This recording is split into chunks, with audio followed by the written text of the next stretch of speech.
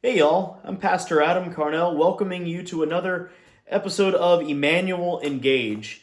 You may have been driving around town and noticed some different churches inviting you to their Holy Week services, and you may have been wondering, first of all, what is Holy Week and what about all these services? Why do we have so many different services here at the church during this week?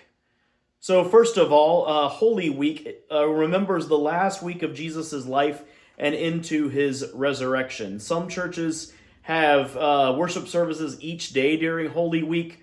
Other services begin with Maundy Thursday, going into Good Friday, and maybe an Easter Vigil service on Saturday night, or Easter services on Sunday morning. But those are the main services that most liturgical churches celebrate. So today we're going to look a little bit about Maundy Thursday and talk a little bit about what that means. The word Maundy comes from a Latin word, mandatum. For those of you that are Latin scholars, you can correct my pronunciation. I'm sure I'm wrong about that. But it does mean commandment, in which we remember Jesus gave his disciples, his followers, a new commandment, that you love one another as God has first loved them, so you should love one another.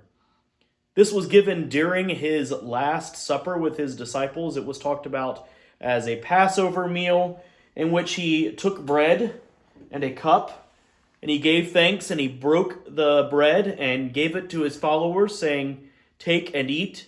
This is my body given for you. Do this to remember me."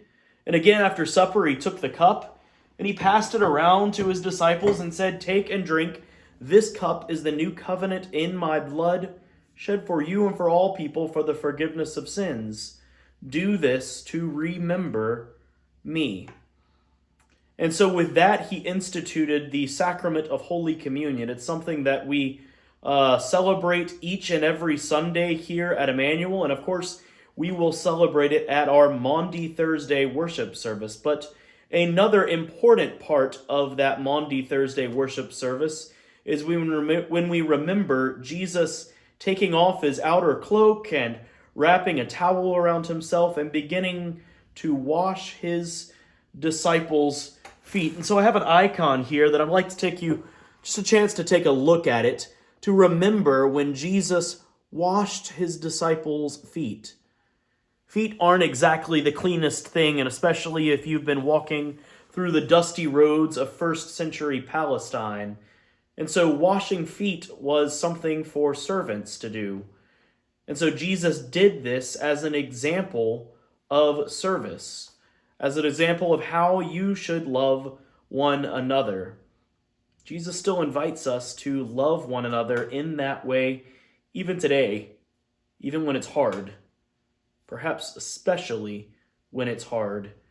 After all, that is the ultimate call of us as Christians, is to love one another. And so I invite you to go to a Maundy Thursday worship service. Check it out just a little bit so that you too can be changed by this act.